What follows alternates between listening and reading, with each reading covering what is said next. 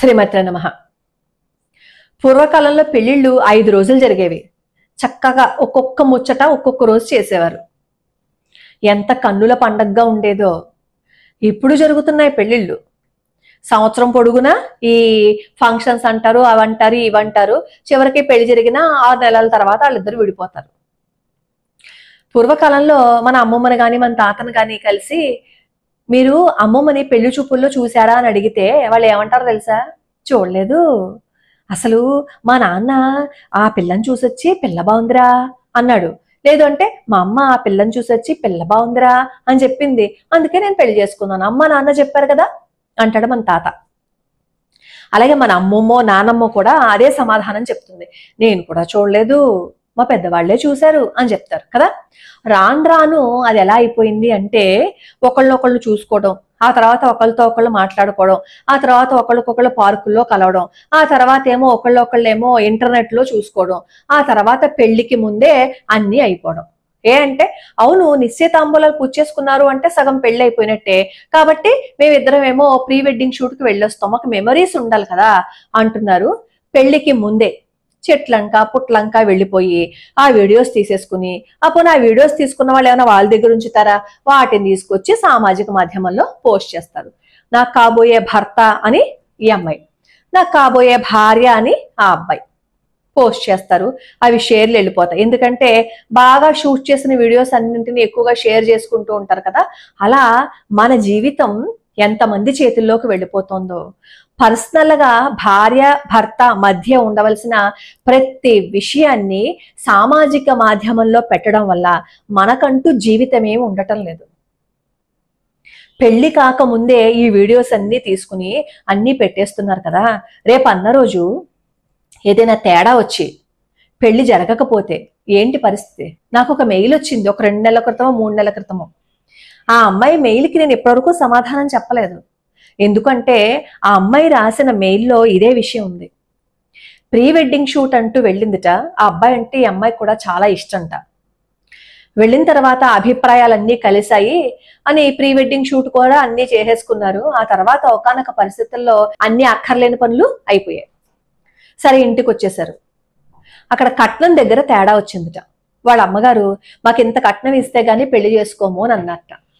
అదేంటి ముందే చెప్పాలి కదా, మీరేమో అన్ని మాట్లాడుకున్న తర్వాత ఇప్పుడు అంటే ఎలాగా అని చెప్పి తండ్రి అసలు పెళ్లి చేసుకోవడానికి కుదరదని చెప్పి పెళ్లి ఆపేసట. ఆ తర్వాత ఏడ్చారు, గోలయింది. ఆ తర్వాత 2 సంవత్సరాలకేమో వాళ్ళిద్దరికి మళ్ళీ ఆ వ్యక్తితోనే పెళ్ళయింది అనుకోండి. ఈ లోపు జరగవలసిన గొడవంతా అయిపోయింది. మానసిక క్షోభని అనుభవించేసింది కదా. ఇప్పటికీ అత్తారింట్లో అమ్మాయి ఏమి జీవితం సరిగ్గా లేదుట. ఇప్పటికీ బాధలు పడుతూనే ఉందట. ఏదో విధంగా సాధిస్తూనే ఉంటారట. నేను ఆ రోజు అనవసరంగా పెళ్లి చేసుకున్నాను, నేను పెళ్లి చేసుకోకుండా ఉండుంటే బాగుండేది, నేను సరైన ముహూర్తంలో నేను నా భర్తను చూడకపోవటం వల్లే ఇన్ని అనర్థాలు వచ్చాయని చెప్పి నేను ఎవరినో అడిగితే నాకు చెప్పారు, ఎప్పుడు ఎవరిని కూడా పెళ్లికి ముందే ఇలాంటి షూట్లు అవి చేసుకోవద్దని మీరు చెప్పండి అమ్మా అని చెప్పి నాకు మెయిల్ చేశారనమాట. అది చూస్తే ఎంత బాధ అనిపిస్తుంది చెప్పండి. మన పెద్దవాళ్ళు ఈ ముహూర్తాలు అవన్నీ పిచ్చెక్కి పెట్టారా? జీలకర్ర బెల్లం అంటే అదే కదా ముహూర్తం. అంటే ఆ ముహూర్తంలోనే ఒకళ్ళకొకళ్ళు చూసుకోవాలి. వధువు వరుడు అప్పుడే చూసుకోవాలి. అప్పుడే కదా తెర కూడా అడ్డం తీసి ఇద్దరిని చూపిస్తారు. ప్రీ వెడ్డింగ్ షూట్లేంటి, ఒకళ్ళ ఒళ్ళో ఒకళ్ళు కూర్చోవడం ఏంటి, ఒకళ్ళ నోట్లో ఒకళ్ళు నోరెట్టుకుని ముద్దెట్టుకోవడం ఏంటి, ఆ కావలించుకోవడాలు ఏంటి, ఆ పరుగులు పెట్టడాలు ఏంటి, ఆ ఒంటి మీద బట్టలు లేకుండా అసలు ఎక్కడికి వెళ్ళిపోతున్నారు? అసలు ఏమైపోతారు ఆడపిల్లలు? ఏమైపోతారు ఆడపిల్లలు?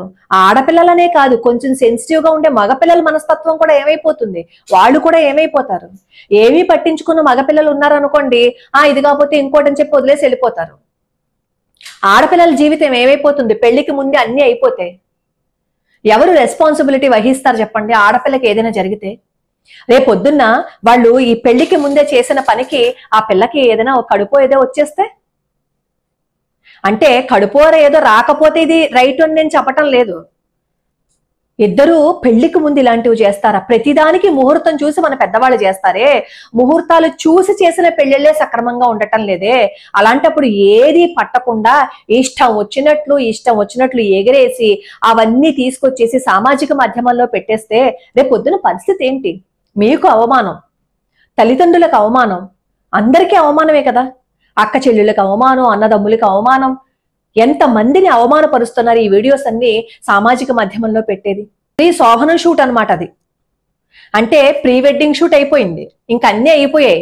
ఇంక లైవ్ లో ఇవన్నీ చూపెడతారనమాట. పెళ్లిళ్ళు, ఈ ప్రీ వెడ్డింగ్ షూట్లు ఎలా అయితే చూపించారో ఇంక ఇవన్నీ లైవ్ లోకి వచ్చేస్తాయి. ఆ తర్వాత ప్రీ డైవోర్స్ షూట్ కూడా తీసి పెట్టేయండి ముందే, పనిచేస్తుంది ఎప్పటికైనా సరే.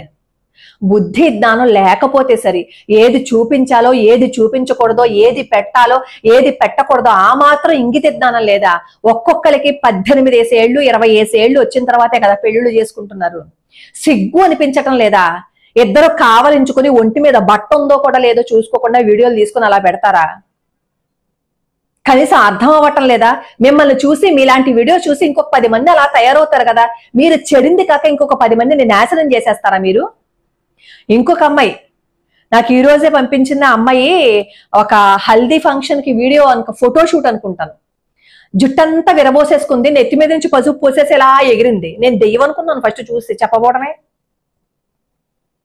ఆ ఫోటో తీసిన తర్వాత ఆ ఫోటోలో ఆ వెనకాల పసుపు ఇలా మేఘాల్లో వచ్చినట్టు పడింది అనమాట. ఊసి దింతుం పదేగా, ఈ ఫోటో కోసమా ఎంత పసుపును జుట్టు ఎరబోసుకుని ఫోటో తీసుకుంది అని అనుకున్నాను. అదా పిచ్చి. పెళ్లికి ముందు ఈ ఫోటోషూట్లు, ఈ వీడియోస్ తీసుకుంటే పెళ్లి అయిన తర్వాత వాళ్ళ జీవితం ఎలా ఉన్నా పర్వాలేదు, జీవితం నాశనం అయిపోయినా ఈ మెమరీస్ అన్ని చూసుకుంటూ జీవితం అంతా బతికేస్తారా? జీవితాంతం కలిసి ఉండాలి అని అనుకుంటే ఈ దిక్కుమాలిన ప్రీ వెడ్డింగ్ షూట్లు మాని పారేయండి.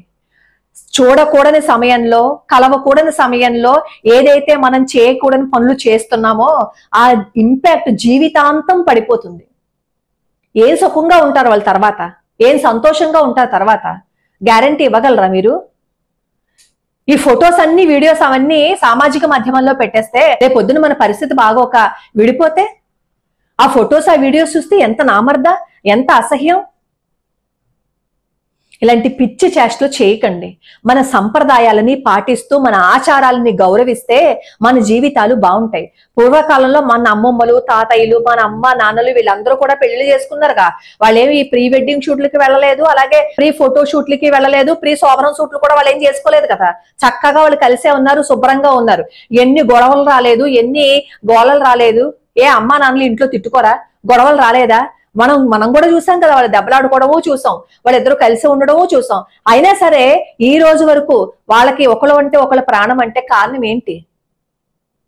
ఈ దరిద్రాలవన్నీ లేకుండా, ఈ ఫాల్స్ ప్రెస్టేజెస్ లో వాళ్ళు బ్రతకకుండా, ఈ రంగుల ప్రపంచమే శాశ్వతం అనుకోకుండా వాళ్ళు ఏదైతే జీవించాలి అని అనుకున్నారో ఆ నిజంగా ఉన్న జీవితాన్ని వాళ్ళు అనుభవిస్తూ వాళ్ళ జీవితంలో ముందుకు వెళ్ళారు కాబట్టి ఎప్పటికీ కలిసి ఉన్నారు. కానీ ఇప్పుడు ఉన్న వాళ్ళందరూ రంగుల ప్రపంచం కోసం, ఫోజుల కోసం, ఫోటోల కోసం ఈ ఫోటో షూట్లు ఈ జీవితం అంతా చూపెట్టుకుంటున్నారు. అలా చూపెట్టుకుంటే తగలబడిపోయేది ఎవరో తెలుసా? మనమే సర్వనాశనం అయిపోతాం. ఆ తర్వాత కూర్చుని ఏడ్చే ఉపయోగం ఏంటి? ప్రీ వెడ్డింగ్ షూట్ కి ఒప్పుకోకపోతే పెళ్లి వద్దంటున్నారట. దరిద్రం వదిలింది, అలాంటి వాడు పెళ్లి చేసుకున్న ఒకటే, పెళ్లి చేసుకోకపోయినా ఒకటే అని చెప్పేసి వదిలి పారేయండి. ప్రీ వెడ్డింగ్ షూట్ ఏంటి అంటే పెళ్లికి ముందే ఈ అమ్మాయిని అంతా ఆగం చేసేయాలనా? లేకపోతే అది సమంగా ఉండలేడా? ఎందుకు వచ్చింది దిక్కుమాలన ఈ ప్రీ వెడ్డింగ్ షూట్లు? ఆడపిల్లల్ని చక్కగా పద్ధతిగా ఎలా అయితే పెంచుతామో ఆ మగవాళ్ళకు కూడా చెప్పండి. ఒరే ప్రీ వెడ్డింగ్ షూట్ లెటరా నీవు అంత తగలయ్యా, అవన్నీ దరిద్రం రా. నువ్వు పిల్లతో కలిసి ఉండాలనుకుంటున్నావా, విడిపోవాలని అనుకుంటున్నావా?